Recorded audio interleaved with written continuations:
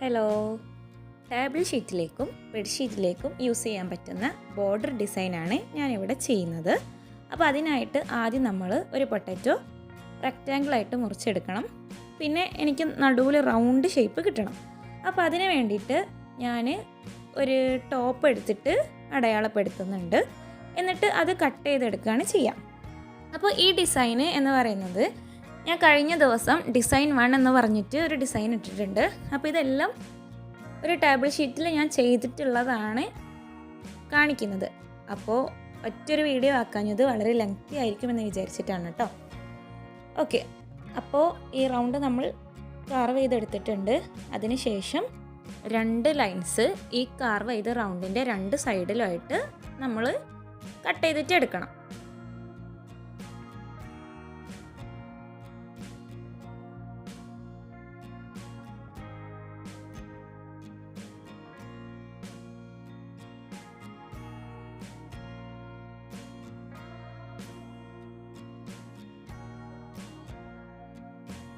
അത് കട്ട് ചെയ്ത് കഴിഞ്ഞാൽ പിന്നീട് നമ്മൾ അപ്പോൾ 2 സൈഡിലും കണ്ടോ ഒരു സ്പേസ് വന്നില്ലേ, ബ്ലാങ്ക് സ്പേസ് വന്നില്ലേ. അപ്പോൾ അവിടെ ചെറിയൊരു ഡിസൈന് കൊടുക്കുന്നുണ്ട്. അപ്പോൾ അതിന് വേണ്ടിയിട്ട് നമ്മളിങ്ങനെ കുഞ്ഞു കുഞ്ഞു ലൈൻസ് കട്ട് ചെയ്യുന്നുണ്ട് കേട്ടോ. എന്നിട്ട് അതിലും ചെറിയൊരു ഡിസൈന് ചെയ്യാൻ വേണ്ടിയിട്ട് ഒന്ന് ഷേപ്പാക്കി എടുക്കും. അത്രേ ചെയ്യുന്നുള്ളൂ.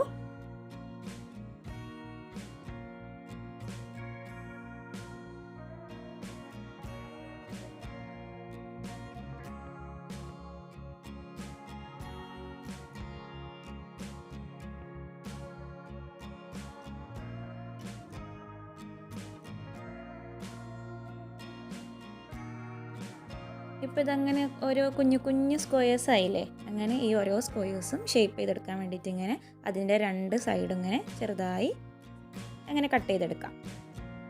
അങ്ങനെ ഇത് ഫുള്ള് അങ്ങനെ കട്ട് ചെയ്യാം.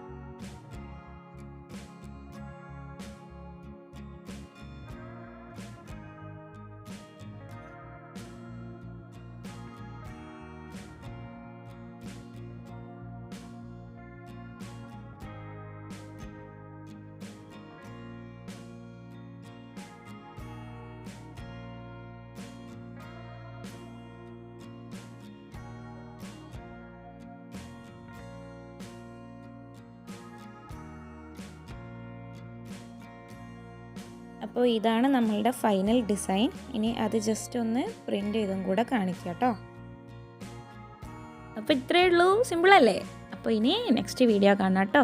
Bye bye.